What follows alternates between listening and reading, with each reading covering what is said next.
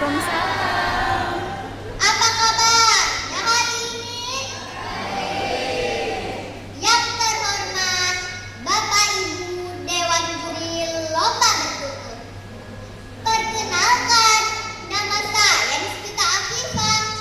Berdirinya saya di sini bukan sekedar untuk bersuara, melainkan untuk membawa hadirin sekalian menyelami sebuah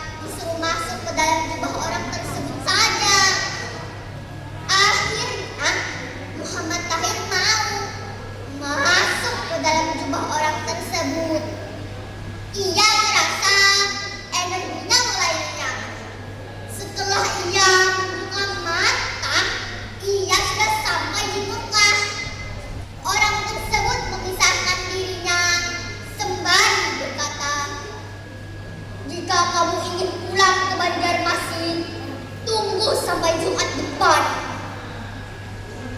1 minggu kemudian, setelah sholat Jumat, orang tersebut datang lagi dan menyuruh Muhammad Tahir untuk masuk ke dalam jubahnya lagi. Beberapa saat kemudian, Muhammad Tahir sudah sampai di Banjarmasin. Ia tidak langsung melanjutkan perjalanannya pulang ke Nagara. Ia singgah menemui gurunya, bertanya, siapa orang yang telah menolongnya? Ayo, ada yang tahu tidak? Siapa orang yang telah menolongnya? Tidak. Muhammad Tahir pun bertanya, wahai guru, siapakah orang yang telah menolongku? Muhammad Tahir pun menjawab, orang tersebut adalah Nabi Khidir. Nah teman-teman, ternyata orang yang telah menolong Muhammad Tahir adalah Nabi Khidir. Haji Muhammad Tahir melanjutkan perjalanannya pulang ke Nagara sambil memakai baju jubah yang mempertandakan orang sedang pulang haji. Tentu saja para penduduk bingung, sebab bukankah Muhammad Tahir menceburkan dirinya ke Laut Merah? Untuk menjawab keheranan para penduduk, Muhammad Tahir menceritakan peristiwa yang dialaminya dan penolongnya. Nah teman-teman, Muhammad Tahir sampai akhir hayatnya ia tinggal di Nagara dan makamnya terdapat di desa Teluk Haur Nagara atau bisa disebut dengan makam Surgi Tuan. Sebelum saya mengakhiri cerita, izinkan saya berpantun. Tolong bilang cakep ya. Oke. Berlayar jauh menunaikan ibadah, Cakep. diuji halangan di tengah perjalanan, Cakep. berserah diri hanya kepada Allah. Cakep. Akhirnya selamat sampai tujuan. Alhamdulillah. Sekian kisah dari saya. Terima kasih sudah mendengarkan. Salam literasi. Wassalamualaikum. Waalaikumsalam warahmatullahi wabarakatuh.